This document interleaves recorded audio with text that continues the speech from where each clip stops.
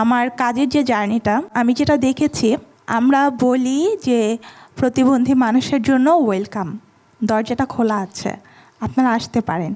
কিন্তু গিয়ে দেখি সাধারণ একটা র্যাম্পই নেই। আমি এই পর্যন্ত যতটুকু এগিয়েছি, কিছু ব্যক্তি মানুষ, তাদের সহযোগিতা এবং আমার নিজের মনোবল। আরও একটা বিষয় হচ্ছে, আমরা একটা খাবার তৈরি করছি, আমরা বড় বড় জায়গায় যাচ্ছি যেখানে আমরা বলছি যে আমাদের ফুডটা একটু টেস্ট করে দেখেন। তারা আসে, তারা এসে দেখে, অনেক প্রশ্ন করে এবং তারা বলে যে আসলে আপনি না আরেকটু অর্গানাইজড হন।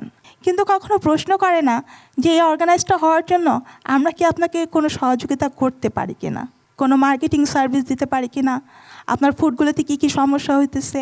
উদ্যোক্তা যারা প্রতিবন্ধী ব্যক্তি আছে তাদেরকে ট্রেনিং, তাদের প্রোডাক্ট নিয়ে পণ্য মেলা, তারা কিভাবে সামনে আগাবে তাদের পণ্যগুলোকে নিয়ে, সেগুলো নিয়ে যদি আপনারা কিছু প্ল্যাটফর্ম তৈরি করেন, এটার জন্য আমার বিনীত অনুরোধ রইল।